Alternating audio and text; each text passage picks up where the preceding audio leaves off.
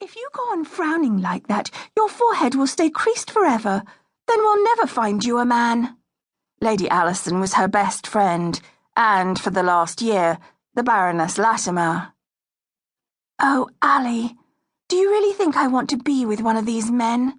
I'd throw myself off a bridge first, said Jane, sorting her friend's magnificent pink silk robe with her fan. Alison was petite and blonde, and her big blue eyes lent her an air of vulnerability that made her all the more attractive. But the impression was deceptive. Jane knew a sympathetic fighter's heart beat in her friend's breast, and she knew that she could trust Alison with her life. Since Alison had married, they saw each other only on rare occasions, for Alison now had to care for her husband, her household, and her 3-month-old twins. Jane missed her friend's vivacious company. Just wait. We'll find one for you. I see Lord Hargrave's here. Rich, attractive, if you like greying at the temples. He has a gorgeous townhouse in London, in Park Lane. I've seen it myself. Jane followed Anne's discreet gaze and saw a giant of a man.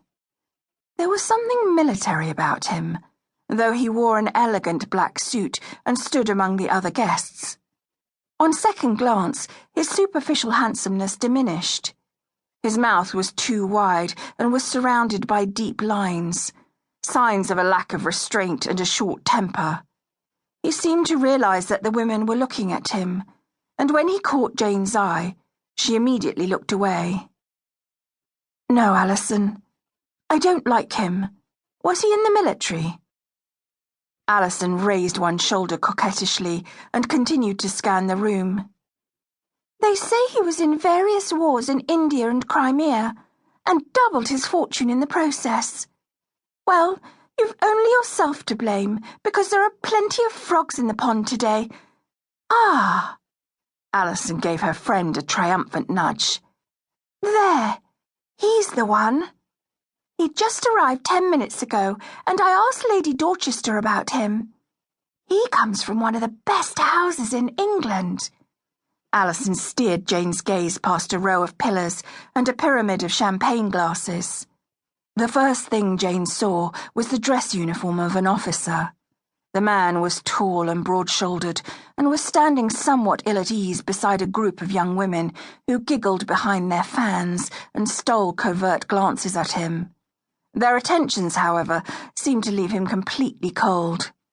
His black hair tumbled almost to his shoulders, framing striking cheekbones and a scar that ran from his right temple to his chin. His expression was unreadable, and his dark eyes seemed to be scouring the room, coming to rest only when they caught sight of Jane's face. For a brief moment, she held his gaze. He was at once dashing and inscrutable. Then she raised her chin slightly and turned to her friend. "Who is that, did you say?" Alison grinned smugly. "I knew it! His name is Captain David Westcott, the youngest son of the Duke of Saint-Amand." "The Armand?" Jane again turned her eyes in the direction of the officer, who was just then approached by Lord Albany. Saint-Amand was one of Queen Victoria's key advisers and famed for his covert diplomatic missions. "The very same. Lady Dorchester also told me that Westcott and his father have fallen out. They haven't said a word to one another for years. He's just back from the war, poor man," Alison said sympathetically. "Which explains the scar on his face." Alison nodded. "Apparently it's not the only scar he has." She cleared her throat in embarrassment and toyed absently with a lock of the blonde hair that perfectly framed her well-proportioned face and was held in place at the back with pearl-studded combs. "He served in India and then in the Crimean War, in the terrible Battle of Balaclava. Lady Dorchester says he was more dead than alive when they brought him back from the front."